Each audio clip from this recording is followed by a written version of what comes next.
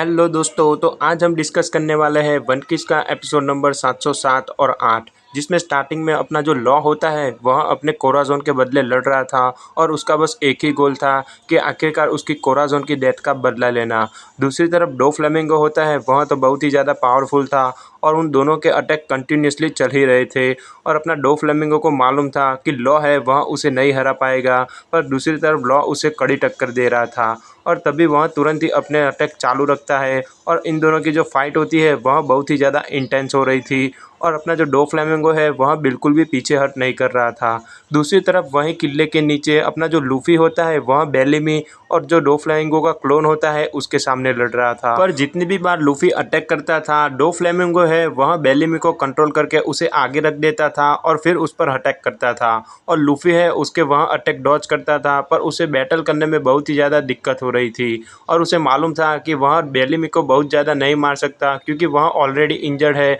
और वह उसे और मारेगा तो वह मर जाएगा। इसीलिए लूफ़ी होता है वह उसके अटैक डॉज करता रहता है और इस तरफ लॉ है वह डो फ्लेमिंगो के साथ अपनी फाइट जारी रखता है और वह तुरंत ही उस पर एक अटैक करता है और बोलता है कि अगर तुम्हें मालूम ना हो तो मैं तुम्हें अपना नाम बताना चाहता हूँ। तभी इस तरफ डो फ्लेमिंगो ने उसकी पूरी की पूरी तलवार को रोक लिया था और लॉ कहता है कि मेरा पूरा नाम है ट्रफाल्गर डी वाटर लॉ और इनकी जो फाइट है वह बहुत ही ज़्यादा इंटेंस थी। तभी किले के दूसरी तरफ हमें दिखाया जाता है जहाँ पर अपना जो फ्रैंकी होता है वह सीनियर पिंक से लड़ रहा था और सीनियर पिंक के पास स्विम फ्रूट का पावर था और वह बहुत ही ज़्यादा स्ट्रॉन्ग भी था, पर वह तुरंत ही उसका अटैक डॉज नहीं करता है और सीधा मुंह पर खा लेता है। फ्रैंकी कुछ भी नहीं समझ पाता, पर वह तुरंत ही पीछे देखता है कि एक छोटी सी बिल्ली होती है वह सीनियर पिंक के पीछे खड़ी थी और अपना जो फ्रैंकी है वह तुरंत ही समझ जाता है कि ये जो बंदा है वह ऑर्डिनरी नहीं है, बल्कि वह दूसरे पायरेट्स की तरह बिल्कुल भी अलग सोचता है और दूसरों के बारे में भी सोचता है। तभी वहाँ पर जितनी भी लड़कियाँ होती है वह सब उससे इम्प्रेस हो जाती है और लास्ट में अपना फाइनली ज़ोरो माई बॉय उसका अटैक स्टार्ट होता है। वह तो पीका के सामने लड़ रहा था और वह बहुत ही ज़्यादा स्ट्रॉन्ग भी था और दूसरी तरफ इस ड्रेसरोसा का जो फॉर्मर किंग होता है वह भी डो फ्लेमिंगो की फैमिली के साथ लड़ रहा था और उसको बहुत ही ज़्यादा तकलीफ भी हो रही थी क्योंकि उसे मालूम था कि यहाँ पर जो एनिमी है वह बहुत ही ज़्यादा पावरफुल है और वह अकेला उसे नहीं हरा पाएगा। और लास्ट में जो बंदा होता है वह डेविल फ्रूट का यूज़ करता है और उसका जो डेविल फ्रूट था वह कांटों वाला था कि वह तुरंत ही पूरी की पूरी ज़मीन को हिलाने लगता है और यहाँ पर जो ज़मीन होती है उसकी पूरी की पूरी वेव बनने लगती है और लास्ट में उस किंग को अपना बैलेंस बनाने में बहुत ही ज़्यादा प्रॉब्लम होती है। और इसी अटैक के दौरान जो लूफ़ी का बिगेस्ट फ़ैन होता है वह निको के साथ था और निको है उसे बहुत ही ज़्यादा चिंता थी कि आखिरकार उसका क्या होगा और वह तुरंत ही बोलती है कि मुझे यहाँ से जाना होगा। तभी अपना जो लूफ़ी का बिगेस्ट फ़ैन होता है वह कहता है कि आप मेरी बिल्कुल भी चिंता ना करें और सीधा अगले आगे निकल जाए और रॉबिन होती है वह वहाँ से आगे निकलने लगती है और वह बहुत ही ज़्यादा खुश भी हो जाता है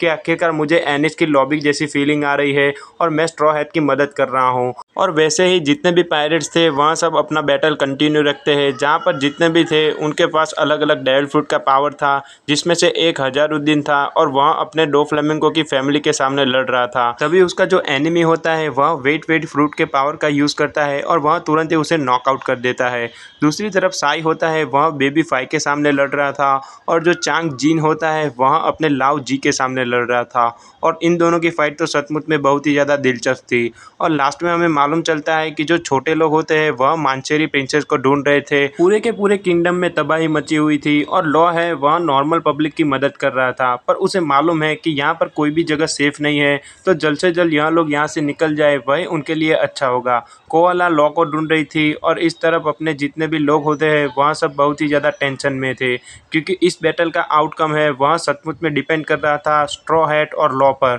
क्योंकि वह डो फ्लेमिंगो को नहीं हराएंगे तो उनकी सारी की सारी मेहनत बेकार जाएगी। और इस तरफ लॉ होता है वह तुरंत ही डो फ्लेमिंगो पर एक अटैक करता है और वह उसकी तलवार से उसको इंजर्ड भी कर देता है। डो फ्लेमिंगो भले ही इंजर्ड था पर वह अभी भी लॉ से बहुत ही ज़्यादा पावरफुल था। वह तुरंत ही अपने डेविल फ्रूट की मदद से आसमान में खड़ा रह जाता है और इस तरफ लॉ होता है वह उस पर वापस अटैक करने की ट्राई करता है, लेकिन डो फ्लेमिंगो होता है वह हर बार उसका अटैक डॉज करता है और लास्ट में वह लॉ को लात मारकर गिरा देता है। लेकिन लॉ होता है वह इतनी जल्दी हार नहीं मानता और अपने रूम का यूज़ करके वापस वह डो फ्लेमिंगो के नज़दीक जाके शॉकिंग वेव का यूज़ करता है, जिसे डो फ्लेमिंगो वापस डॉज कर देता है। लास्ट में वह एक बड़ी सी बिल्डिंग को काट कर वह सीधा डो फ्लेमिंगो के ऊपर डालता है, पर अपना जो डोफी था वह तो बहुत ही ज़्यादा स्ट्रॉन्ग था। वह तुरंत ही अपने नेट पावर से उस पूरी की पूरी बिल्डिंग को ही रोक लेता है और कहता है कि यह सारे के सारे अटैक यूजलेस है। लॉ होता है वह तुरंत ही आसपास जितने भी पत्थर होते हैं उनसे डोफी पर हमला करता है, पर डोफी होता है वह उन सारे अटैक को ब्लॉक कर देता है क्योंकि उसे मालूम था कि लॉ है बस उसकी कैपेसिटी अभी ख़त्म होने वाली है। पर दूसरी तरफ लॉ है वह इतनी जल्दी हार नहीं मानता और वह तुरंत ही उसके नज़दीक जाए उसके पहले डोफी होता है वह उसे पकड़ लेता है और कहता है कि मैं तुम्हें एक चीज़ बताना चाहता हूँ, अगर तुम्हें मालूम होगा कि जहाँ पर कोराज़ोन मरा था वहाँ पर क्या हुआ था। इतना सीन खत्म होते ही हमें वापस बेलेमी और उसका क्लोन दिखाया जाता है जो लूफी के सामने लड़ रहा था। लूफी होता है वह तुरंत ही बेलेमी को अपने साथ पकड़ लेता है और कहता है कि अच्छा होगा अगर तुम रुक जाओ, पर बेलेमी है वह तो आउट ऑफ कंट्रोल था क्योंकि उसका सारा का सारा कंट्रोल डोफी के पास था और लूफी है वह बहुत ही ज़्यादा हैरान था। इस तरफ ज़ोरो होता है वह तो अपनी फ़ाइट पीका के साथ कंटिन्यू रखता है और इस तरफ उसके देखकर जितने भी लोग थे वह सब हैरान थे। पीका था वह ज़ोरो से ऑलरेडी डरा हुआ था क्योंकि उसे मालूम है कि यह बंदा है वह बहुत ही ज़्यादा स्ट्रांग है और उसको देखकर तो जितने भी पायरेट्स थे वह सब भी सरप्राइज थे। ज़ोरो है वह तुरंत ही पीका के अटैक को जारी रखता है और उसके सामने वह कहता है कि अगर तुम बाहर आओ तो मैं तुम्हें दिखाऊंगा कि हम दोनों में से सबसे पावरफुल कौन है।